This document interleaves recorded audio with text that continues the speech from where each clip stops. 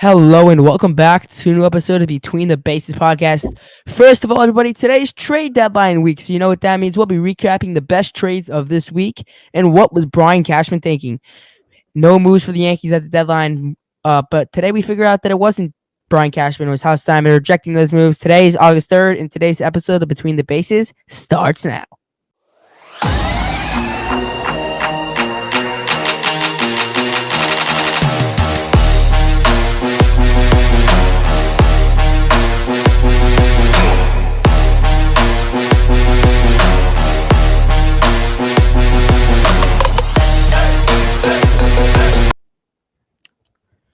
First of all, before we start this episode, let's all point out our beautiful merch we got now.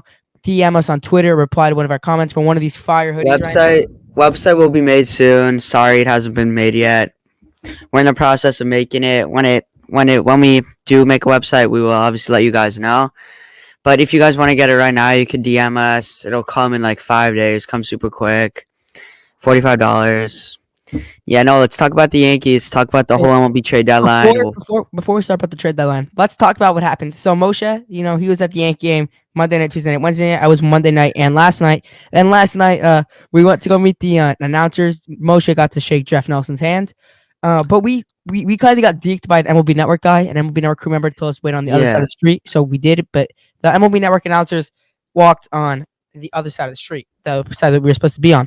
And so Moshe obviously doesn't know who the MLB Network announcers are, so they're walking past us. It was Matty V. Verducci, Matty V. and Tom Verducci, and Shahadi was a couple feet behind. And I won't tell you what the MLB Network crew guy told us about Shahadi, but so basically, I go Moshe. That's they work on MLB Network. That's Tom Verducci and Matt Vasgersian. And all of a sudden, Moshe screams, No. Matt, That's not true. No. Okay, I first say Mr. Vasgersian. I was like, oh, that takes way too long to say. I was like, Mr. Vasgersian. I just couldn't do it. So then I was like, Matt, because it was just quicker. And then he was like, and then he just kept walking. And then Noah later, we were waiting again. And then Noah sees Harold Reynolds. And Noah, when he saw Harold Reynolds, he just he went behind me and JJ and started hiding. He's like, and he was just laughing the whole time. He wouldn't tell us what happened. And then after he passed, Noah was like, that's Harold Reynolds. And he wouldn't tell us. But you know what? No, we're not mad at you. We'll make it happen another time. At least you got to shake Jeff Nelson's hand. I met Jeff Nelson. We also got really close to John Sterling. Unfortunately, we didn't get the shirt. JJ actually paid someone for a shirt. But we came late to the game. We came before the first pitch. And, we met the announcers. Cool experience. One of the best experiences of my life, obviously. And we also saw Wandy Peralta's barber. We saw Wandy Peralta in his car. We met Wandy Peralta's barber. So yeah, we saw Wandy Peralta in his car. His window was rolled down. Let's get into trade deadline. So, Mo, how was your last 3 games at the stadium? It was an interesting series for the Yankees. The first 2, I'll be completely honest, I didn't enjoy them. Monday night, we all walked home. I had my head down. Yeah. Just all right, walked out of the stadium like that. And, it was an interesting series for the Yankees. I mean, they didn't make any moves at the deadline. And they acquired 2 relievers, not really something they needed. They're the best bullpen ERA-wise in baseball. One of the worst lineups in baseball, and starting pitching also not so great. And they decided to get more bullpen pieces. One of them with an 11 ERA that they were sending to the minors. Hal Cashman, what are you doing? I want to know. Please let me know. I just don't understand what the thought was. Pete Simonetti had that whole thing about how Cashman wanted to sell, and Hal told him no. I don't know if I trust him.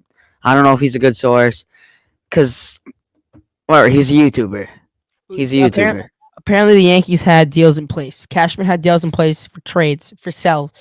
IKF was included in that. Bader was included in that. And they were going to get shipped.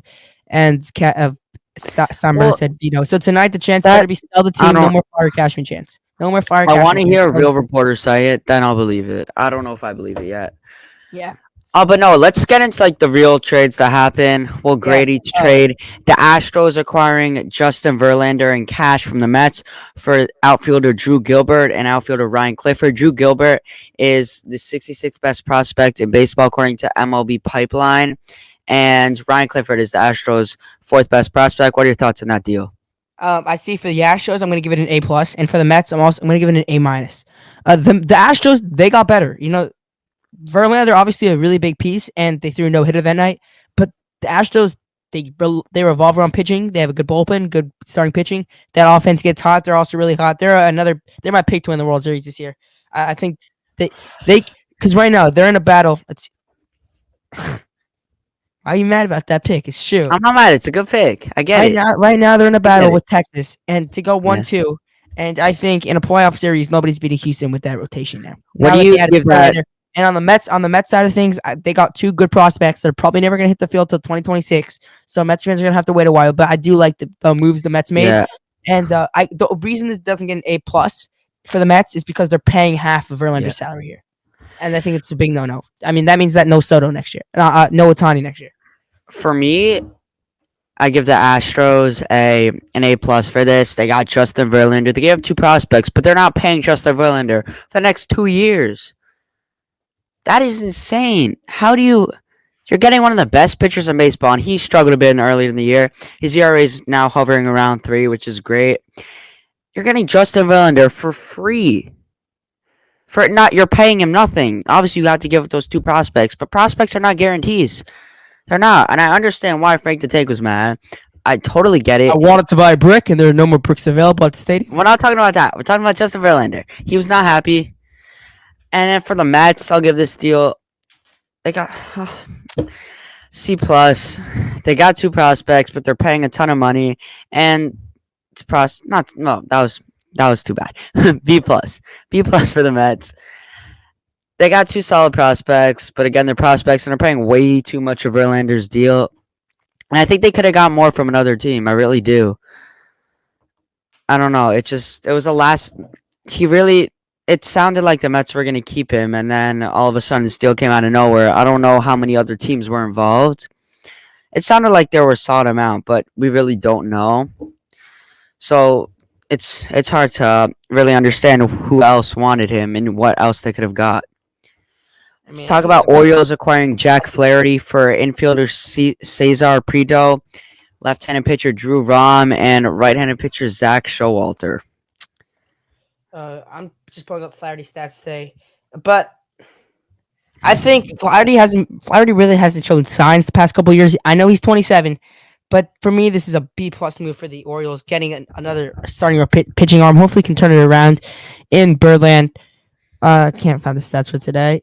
I mean, his stuff looked good today. Here we go. 6 innings pitched, 1 earned run, 2 walks, and 8 Ks against the Blue Jays. That's a pretty solid line. That's what the Orioles are hoping for. He's not someone that's going to get the ball in game one. That's not what's going to happen. He's not going to get the ball in game one. He has good stuff, no. And the Orioles know how to.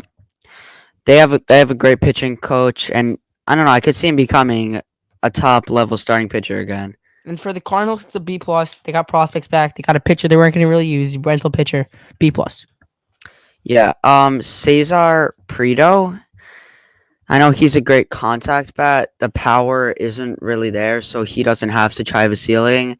I don't know much on the two other prospects. But the Orioles, they got a starting pitcher. That's what they needed. So for the Orioles, it's a B. They want a starting pitcher. Obviously, this probably wasn't the pitcher they really desired. I think they wanted somebody a top part of rotation starter. He has that upside, but really, yeah, as you said, he hasn't shown that recently. So it's a B for the Orioles.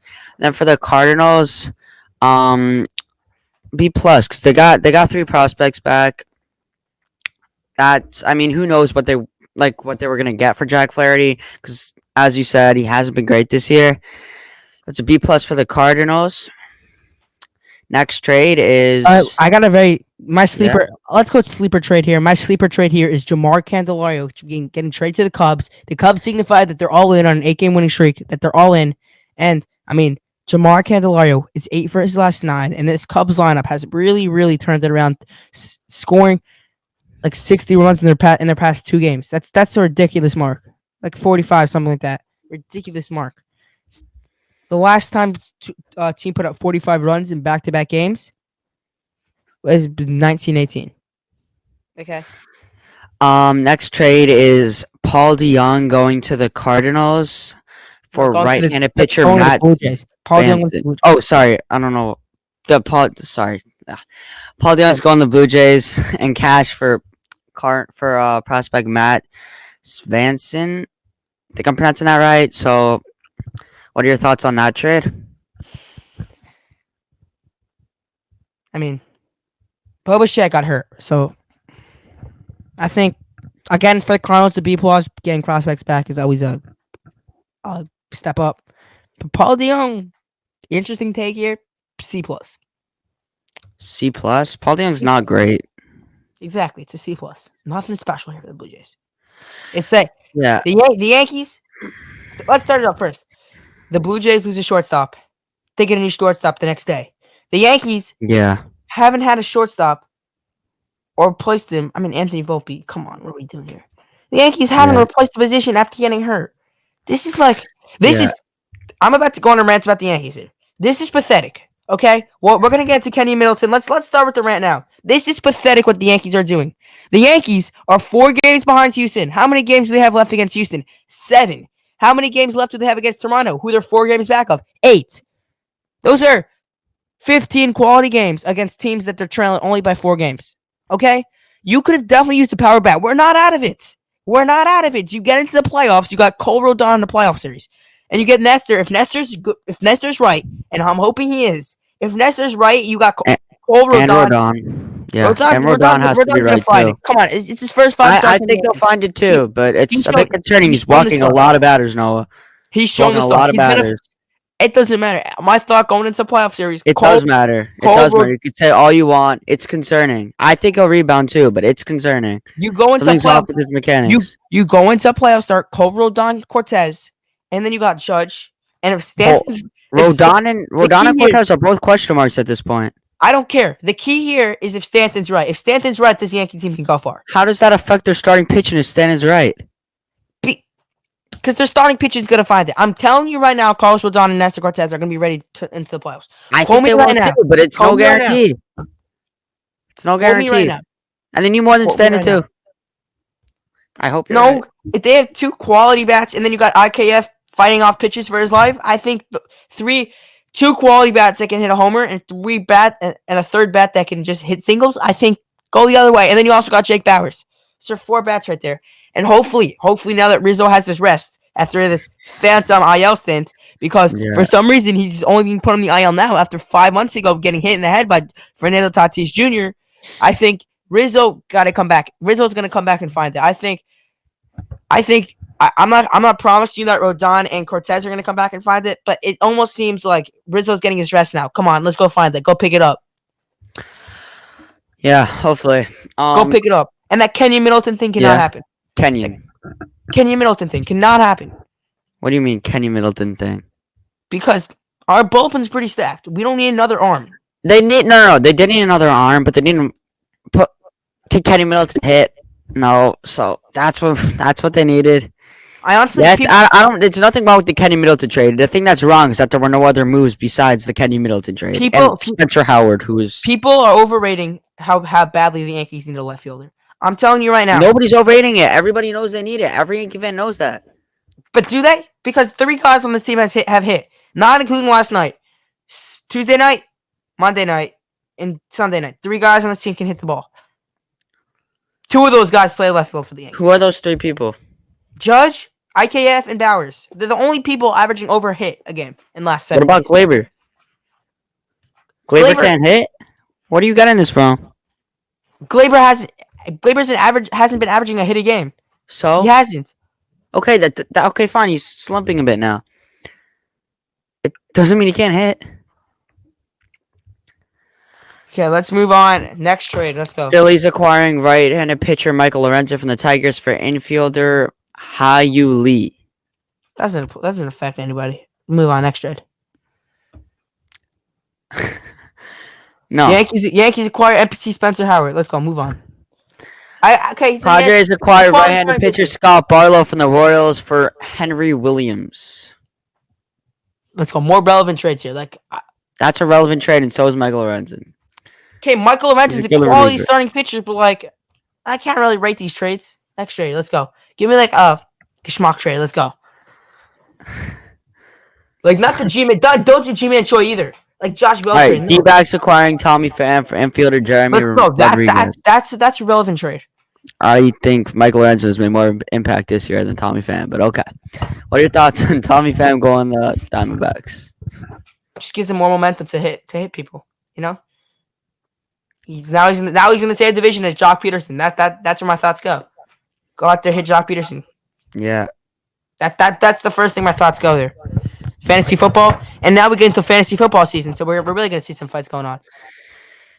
Yep. You don't want to talk about Kenny Middleton? We already did. All right, Marlins acquiring third baseman Jake Berger from the White Sox for left-handed pitcher Jake Eater. A+ for the Marlins. A+ for the Marlins. They're going all out. They're giving Skip Schumacher a chance to win. That's the most important part here. They're giving Jake Berger is a ton of talent. They're giving Skip Schumacher a chance to win, and for the White Sox, it's an F.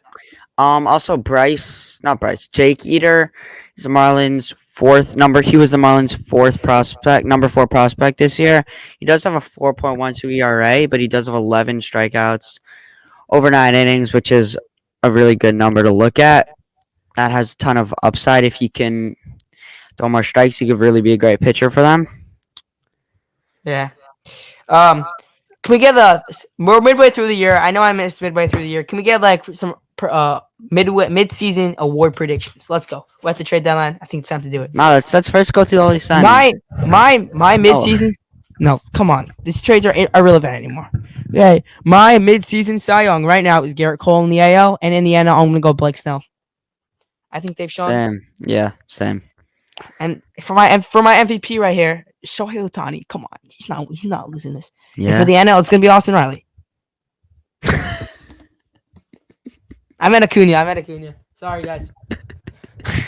I don't know why I said Austin Riley. AL Shohei Ohtani. Hot take. I think Freddie Freeman is gonna run away with the NL MVP, even though at this point Acuna has it. I don't want to hope injury onto anybody. I don't want a different take than Noah. I don't want to be the exact same for you, so I'm just gonna say Freeman for the sake of saying Freeman.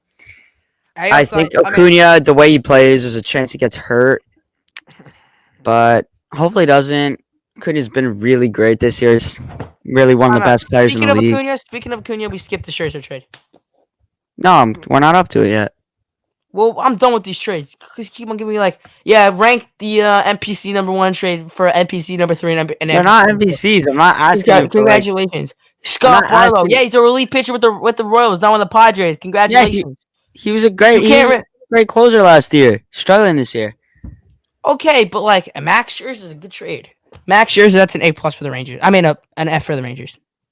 I'm sorry, that's an A+ for the Mets. Scherzer's washed. Don't give up a top prospect for Scherzer. We saw today 3 runs in 6 innings. No. No. Yes, we all know it's a beautiful story. It's a beautiful story that he gets to reunite with Jacob deGrom. But I'm sorry, it's an F. Scherzer is done. Hate retirement, buddy. Your time is done in the MLB. All right, no, I know how you don't want to do somebody that's not a big name guy, but I want to talk about this one. You can if you want. The Rays getting Aaron Savali from the Guardians for first baseman Kyle Manzardo. The thing that really catches my eye right here is the Rays gave up one of the best prospects in all of baseball for Aaron Savali. Because they're the Rays. I mean, the Rays. I'm thinking right now, Aaron Savali becomes an amazing pitcher right now because it feels like the Rays, every time they get somebody, they become amazing. But Kyle Manzardo, he's the 37th best prospect in all of baseball. That's better than any player that the Mets got for Scherzer or Verlander. Listen, the Guardians are not a stupid team here.